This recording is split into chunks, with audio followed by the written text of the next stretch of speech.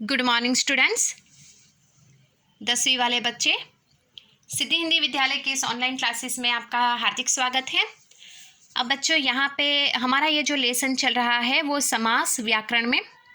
तो समास के 6 प्रकार में से हमने तत्पुरुष समास देखा। पहला प्रकार, तत्पुरुष समास के 6 उपभेद देखे। पहला कर्म, दूसरा करण, तीसरा संप्रदान, चौथा अपादान, पांचवा संबंध और छठा अधिकरण।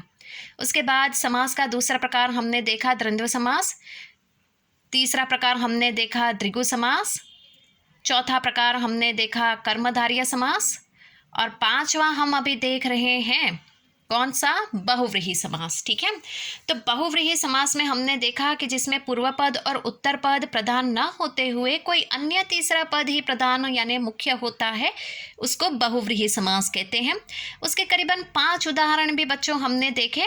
बाकी के उदाहरण भी हम देख लेते हैं ताकि आपके दिमाग में उसको लेकर जो और ज़्यादा जो है वो बहुव्रीहि समास आपके दिमाग में फिट हो जाए। ऐसे कौन कौन से शब्द हैं वो भी मैं आपको सबसे पहले लिखवाऊंगी, उसके बाद होमवर्क करने के लिए मैं आपको दूंगी। ठीक है, लेकिन यहाँ पे जो भी मैं आपको लिखवा रही हूँ, आपके पास ये नहीं है तो मेहरबानी करके ये आपको अपनी कॉपी में लिखना है। ये उदाहरण नहीं होंगे, ठीक है, तो आपको अपनी कॉपी में ये लिखना है बच्चों। जो दूसरी एक बात मैं वापस इस वीडियो में कह रही हूँ, लॉकडाउन में हमने जो व्याकरण पढ़ा वो बेसिक आपकी जानकारी के लिए था, उसको आपको कॉपी में लिखना नहीं है। ठीक है, तो बहुव्रीहि समास का यहाँ पे जो छठा उदाहरण है उसको देखते हैं, चतुर्भुज। चतुर्भुज सबसे पहले ये समस्त पद है बच्चों, तो समस्त पद का यहाँ पे पूर्व पद उत्तर पद के रूप में विग्रह करेंगे। तो यहाँ पे 4 क्या है, 4 प्लस भुजा, तो 4 पूर्व पद, भुजा उत्तर पद। अब चतुर्भुज शब्द का बच्चों विग्रह करेंगे तो 4 भुजाएं हैं जिसकी, 4 भुजाएं हैं जिसकी।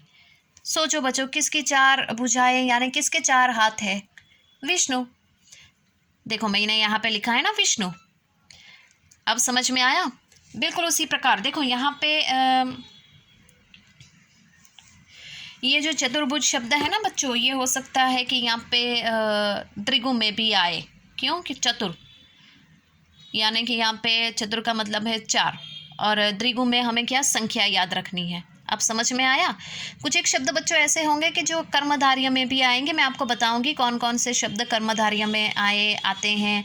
आप वो शब्द या फिर बहुव्रीहि में भी आता है और कर्मधारय में भी, तो दोनों में से कोई एक लिखोगे तो चलेगा, लेकिन आपको पता होना चाहिए कि ये शब्द बहुव्रीहि में भी आता है और कर्मधारय में भी आता है। वो कब याद रखोगे, जब आपको वो परिभाषा याद रहेगी तब। परिभाषा यानी उसकी जो व्याख्या याद रहेगी तब। समझ में आया। अब यहाँ पे दूसरा देखो, आगे का 7वां जो उदाहरण है मृगनयनी। समस्त पद है इसका, यहाँ पे सबसे पहले तो मृग प्लस नयनी, मृग यानी पूर्व पद, नयनी शब्द यानी उत्तर पद।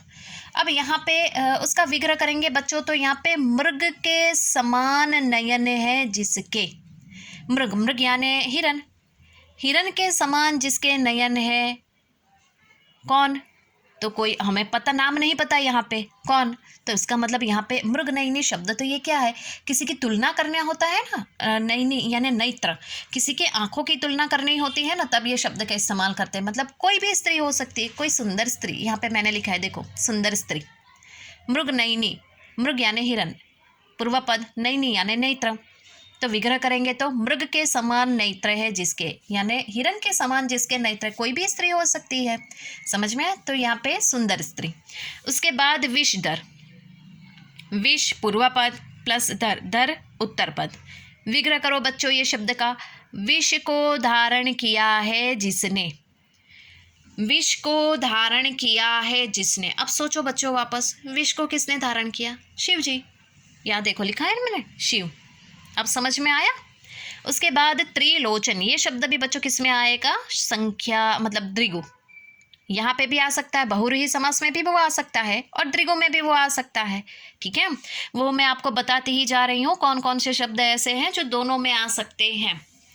अब यहाँ पे त्रिलोचन, सबसे पहले तो 3 प्लस नयन, या फिर लोचन लिखोगे तो भी ठीक है। 3 शब्द क्या है, पूर्व पद, नयन अर्थात लोचन शब्द क्या है, उत्तर पद।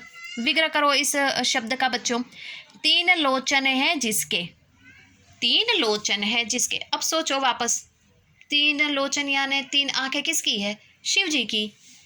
देखो यहाँ पे लिखा है ना शिव।